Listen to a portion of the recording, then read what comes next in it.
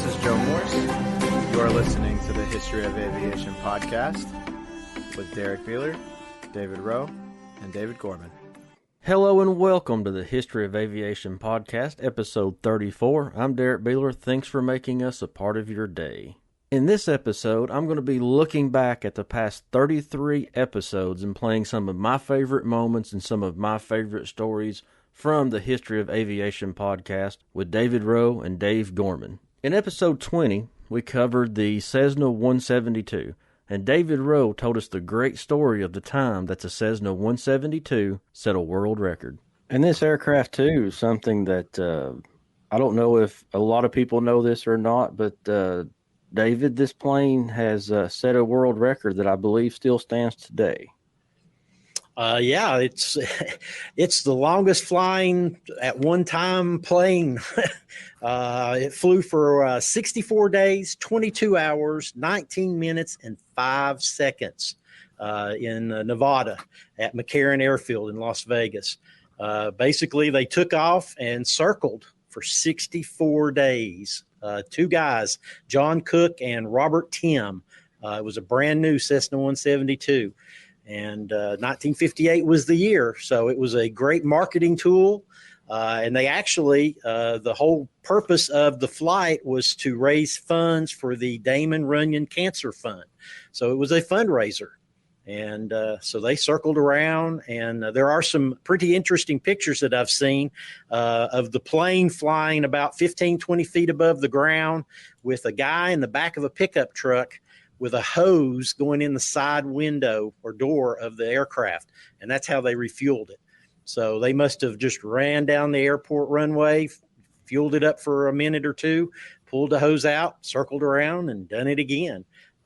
64 days, that's a long time to sit in an airplane doing circles.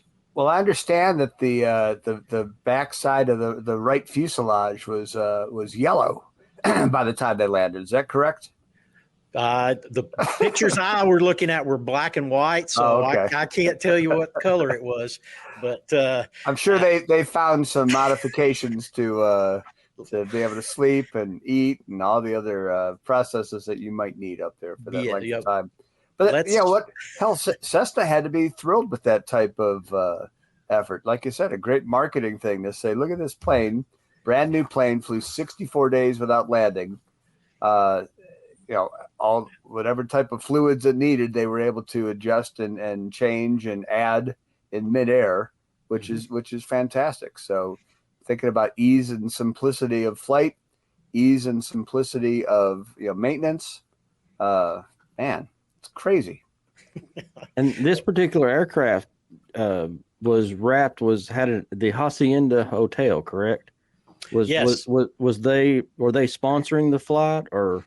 I must have been. I don't know the full story there on how they got their name on it, but there is a picture of it hanging in an airport lobby with that big hacienda on the side of it. So, obviously it was a promotional of some sort. But, again, it was for a cancer fund. So, ultimately the money went to a good cause. Exactly.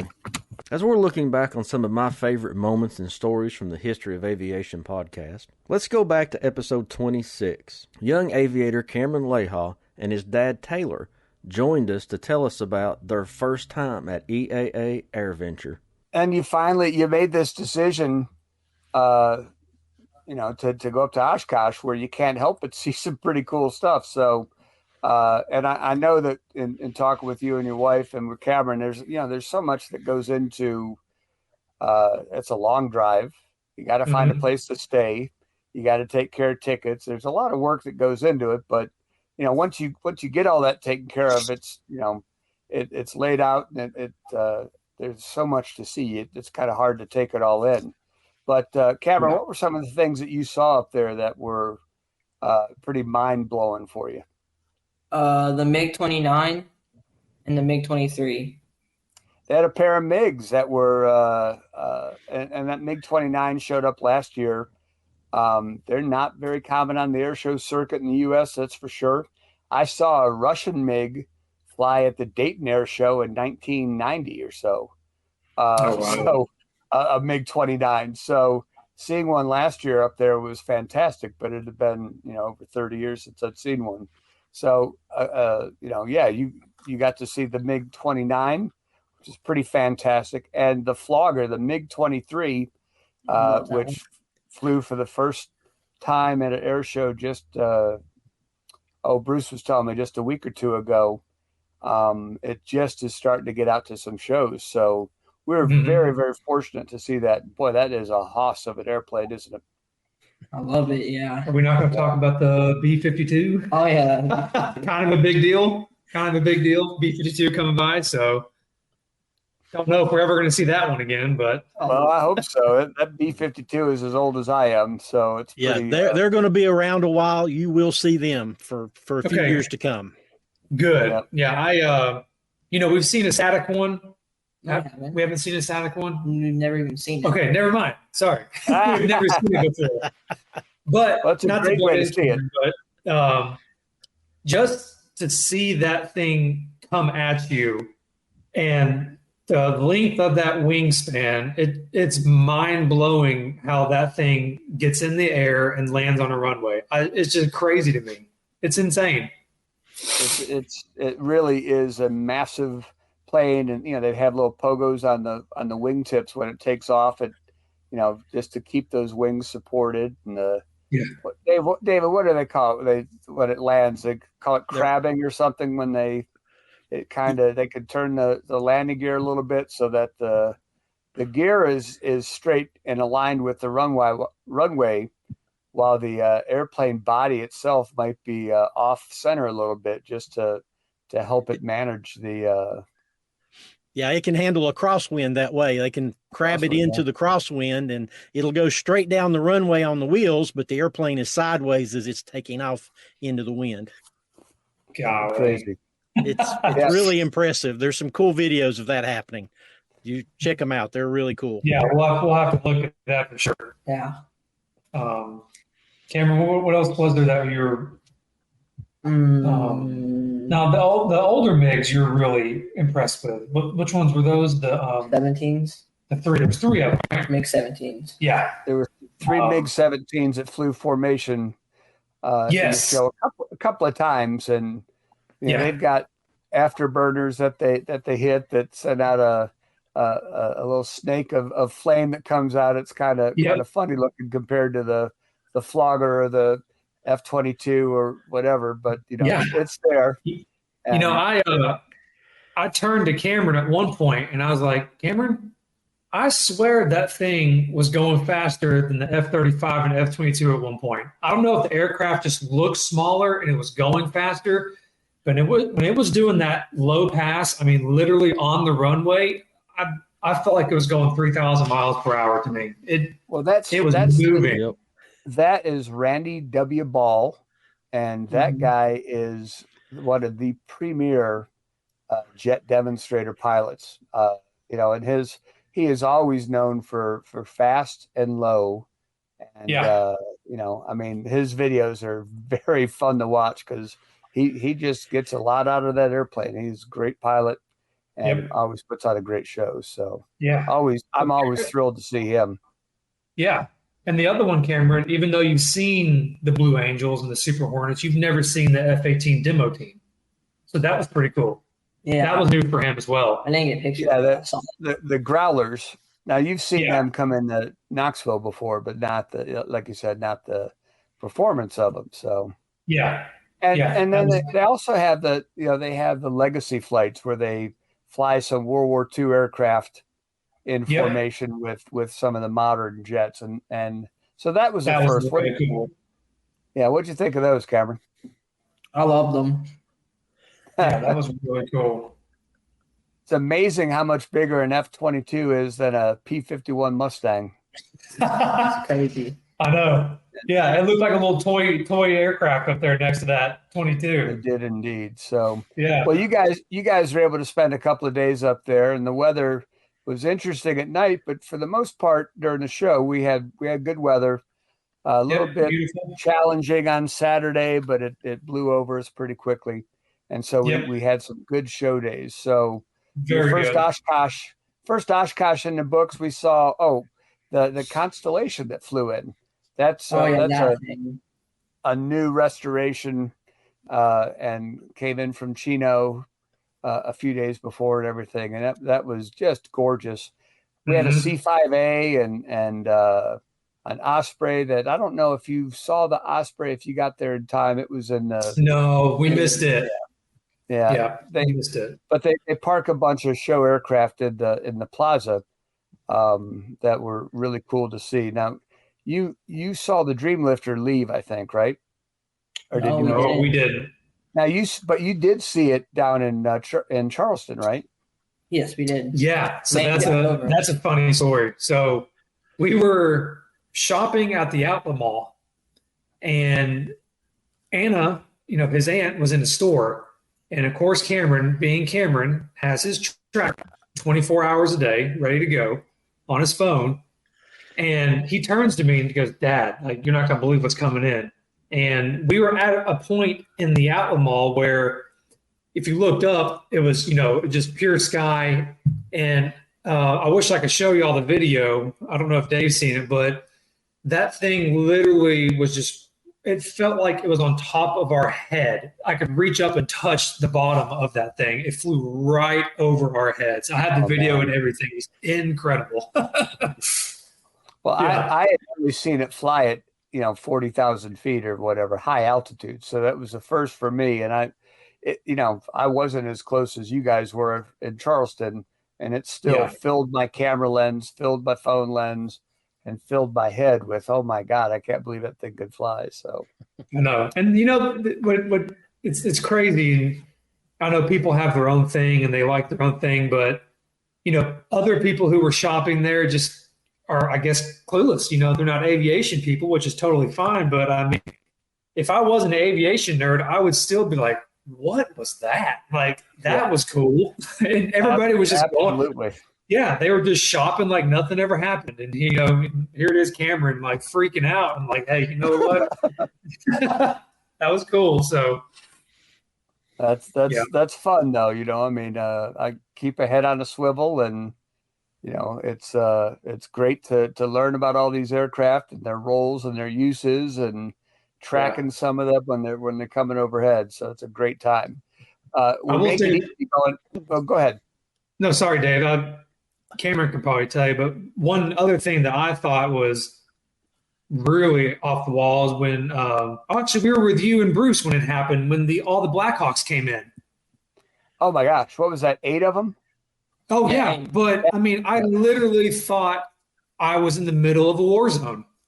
Yep, that's what it felt like. I mean, with the helicopters, the guys rappelling down, the smoke. I mean, it literally, they did such a good job on that. I was blown. It was so crazy. Well, they make it interesting. The air show is usually pretty interesting, and so they simulated that aerial assault. Yeah, and they also have like a pickup. If somebody were injured, they showed how they could load somebody up, and they had explosions going off to sound like mortars. So it was very, very interesting.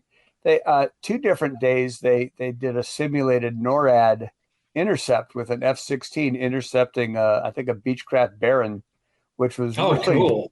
Yeah, it was very, very cool, to see how NORAD would do that, flying off the wing, and the F-16 would rock its wings while the Baron blissfully continued straight ahead. And at one point the F-16 pulled right in front of it and hit the lots of engine noise to get the attention of the pilot, who had strayed into the closed airspace or whatever. So really, really cool. And I've seen firefighting demonstrations where they're dropping tanks of water and spraying water and everything. And the A-10s doing simulated attack runs, and there's a lot of things to see. So but overall, how would you rate your experience? 10 out of 10. 10 out of 10. Of course, it's Oshkosh. It's got to be a 10. If it were a 20-point scale, it'd be 20. So exactly. I will agree with Cameron. 10 out of 10, and that's coming from us only able to enjoy 2 days. So Dave, I can't imagine being as lucky as you were to be there for that amount of time you were, because I feel like we didn't even scratch the surface. I mean, I know we got to see the air show, but I mean, we barely got to walk around that place to see all the vendors and the static and everything. I mean, I obviously got to go see the big C5 and stuff, which is right in the middle, but I mean, we just didn't have much time to go around. I felt like we needed hours and hours to go, enjoy everything. But yeah, Well, maybe next year we can go a few extra days. What a great moment for Camron and his dad. As you may well know, our own Dave Gorman was at Oshkosh this year as well for the 2023 Air Venture, and he joined us live to tell us about the busiest air traffic control tower in the world, with a surprise appearance of Bruce Kawakami and Nicholas. And if you would like to watch this video, head on over to our YouTube channel, and you can watch that video there. This is Dave Gorman telling us about the busiest air traffic control tower in the world. Good deal, and you got, I see you got the tower behind us. You're going to talk a little bit about the busiest air traffic control tower? Unbelievable. Before I do that, though, I'm going to introduce my buddy Sure. Nicholas. Here's Nicholas. Nicholas, hang Hi, on a Nicholas. second. There we go. Nicholas just arrived at Air Venture. He's been here just a few times before. How many Air Ventures is this for you? This is my 8th time. His 8th time here. He came up from Montevideo, Uruguay, and it takes 2 days to get here. Yep. But so I was really impressed with myself that I was coming all the way from Tennessee. So I met this guy, and I'm like, "Oh my God, you came up here from Uruguay?" And he's like, "Yeah." And I realized I like he's it. here, Welcome, he's here Nicholas. for the same reason. He's crazy about airplanes too. So. They have a tremendous international contingent that comes up here. They celebrate people from all over the world that come up here. It makes it an international event. So it's great to see him. We met Nicholas a couple years ago and meet up with him every year. He stays with us, and we just have a great time. So glad he finally made it. It took him 2 days to get here, but that's typical. So. And Bruce is here somewhere too, but he's coming over here. There he is. I thought he was Hi, trying to Bruce. remain off camera there. There he is. So we're all here together and glad to be back. But yeah, let me tell you about this control tower. I don't know if I can get my head out of the way there. It says the world's busiest control tower on it. And Little Whitman Regional Field here in Oshkosh is not that busy most of the year. They do have some commercial traffic, but during the week of Air Venture, they have over 2,000 landings a day, and you can look it up. That makes it busier than O'Hare in Chicago or Hartsfield in Atlanta. It is the world's busiest air traffic control tower. The folks who manage that, they have 64 different controllers working in teams of 4, and it is a huge honor for them to be able to come down here. They wear pink shirts, and I was realizing I don't think I've ever seen them walking around. And if you did, they're probably about 10 or 12 feet tall. They'd have to be to carry all that responsibility. Big time. Yeah, but it's a huge honor. And if you go to things like ADSB or FlightAware, any of those tracking websites, and just look at Oshkosh, if you do it right now, there's a line of aircraft that are forming up as far away as Fond du Lac or what's the other town, Bruce, that they form up from? Fisk is the Fisk arrival. These guys get lined up 20, 30, 40 miles away. Nicholas said it's like a conga line. He's right. Because they have to get in formation. They, just to bring them all in to coordinate. They've got, if you look even on Google Earth at the runway, the main runways, they've got big colored dots on there. And they tell these guys when they're coming into land that you're going to land on the green dot, you're going to land on the blue dot, and they space them along this huge runway just to make sure that they may have 2 or 3 planes landing at the same time. And amidst all that, they've got different types of aircraft. You've got small single-engine propeller aircraft, and you've got high-performance jet aircraft all coming in and lining up. So they actually have 2 parallel runways that they're working. So the choreography involved in getting everybody on the ground safely. And some of these guys come in, they go back up, they're flying in the pattern. Sometimes they're putting on little mini shows before the show. There's lots of formation stuff. Yesterday they had a whole bunch of Beechcraft Bonanzas come in together, which, they love that kind of stuff. It makes for some great pictures. But getting all those planes on the ground safely, spaced out, landed, parked, it's incredible. Occasionally there are some mishaps, but typically everything goes off without a hit. Recently, myself, David Rowe, and Dave Gorman got the privilege to go down to the Tennessee Museum of Aviation and record episode 30. There, we got to sit down and speak with Tennessee Museum of Aviation founder Neal Melton. During this interview, he told us about how he acquired the Sky Raider. The Sky Raider. Oh, yeah. It's your new one. What's the backstory on that? Well, I was admiring the Sky Raiders for a few years because for some reason, the Sky Raider, I wouldn't say it's a pretty airplane by any means, but it's so big and got this tiny little cockpit setting up there on this massive airplane. I thought that's just the coolest airplane ever. And I was looking through Trade a Plane when it was in paper form. Mm-hmm. Yes. Of course, you always go back to the Warbird section, thumb through there. And there was a Sky Raider project for sale. They said Vietnam history, but I wasn't really looking at the Vietnam part. I just wanted a Sky Raider. Mm-hmm. So, I thought, I want to get rid of this T6 because I don't hardly ever fly it anymore. And Mark Clark, I don't know if you know him, Courtesy. Mm-hmm. He had the Sky Raider for sale advertised, so I called Mark Clark and said, Mark, well, that guy that has a Sky Raider project, would he take the T6 in trade? And Mark said, yeah. Actually. First, the guy just, Mark just sold the T6 for him. The guy didn't really want the T6. No big deal. We traded. Wow. Of course, the Sky Raider was not flying either. It took that airplane flew last in Thailand in 1975 when some Vietnamese escaped from Vietnam and went to Thailand. They got moved again by Jack Drummond. So it had to be going through. So it was in Torrance, California. So I met Bill Clares out there again. We did Thunderbolt.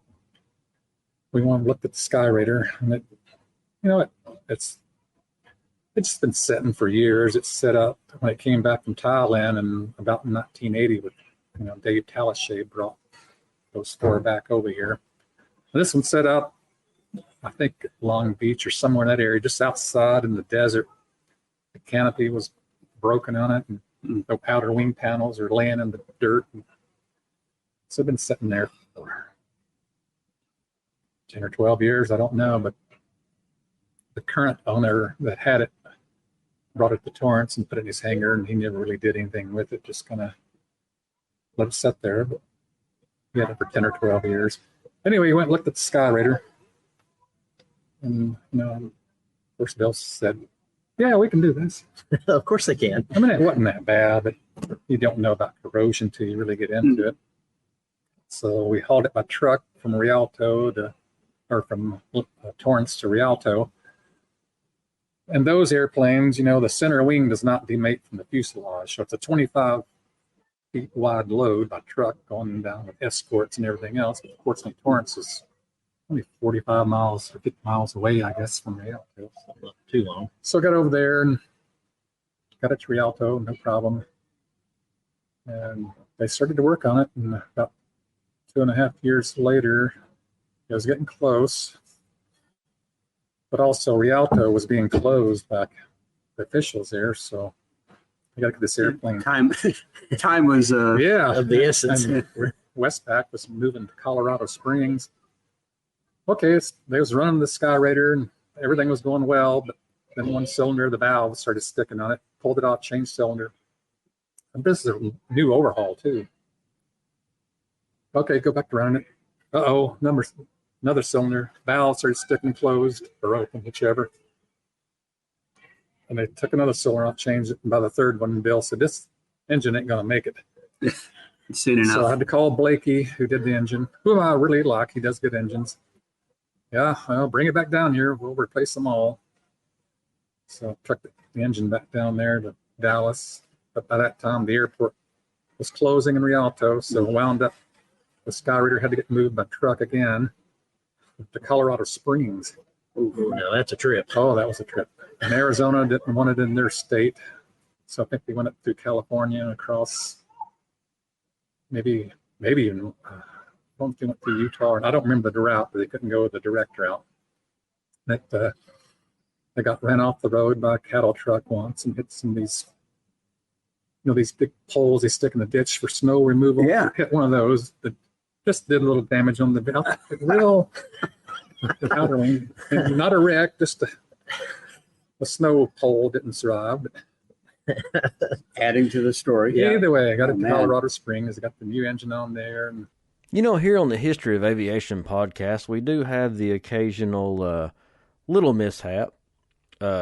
Sometimes myself, Derrick, cannot get through his words to express what he's trying to say. And sometimes, Dave Gorman's dog likes to jump in and join us on the podcast. So I couldn't think of a better way to end than with a few bloopers. But before we do that, I'd like to say something to all of our listeners out there. We're 34 episodes into this thing, man, and we've been working hard on it, and you guys have supported us greatly. And to all of our listeners, I just want to say thank you very much. We're going to keep going if you guys keep listening. So enjoy these few bloopers to end this episode 34 of the History of Aviation podcast. For David Rowe, Dave Gorman, I'm Derrick Beeler. Thanks for listening to the History of Aviation podcast.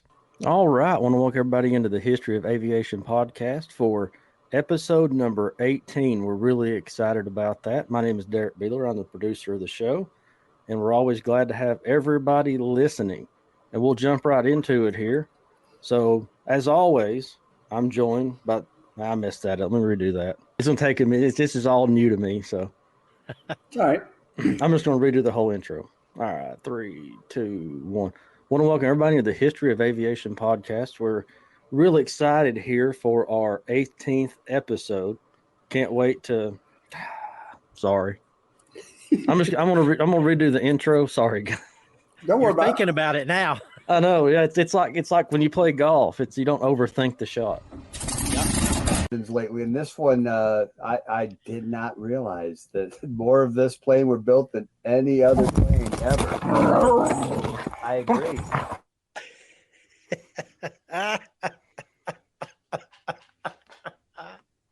Is there a monster in your pants or what? A dog that needs some attention, but we're going to work on that.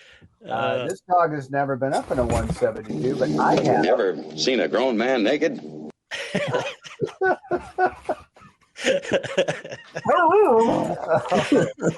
Watch yourself. Quiet, numbskulls, I'm broadcasting.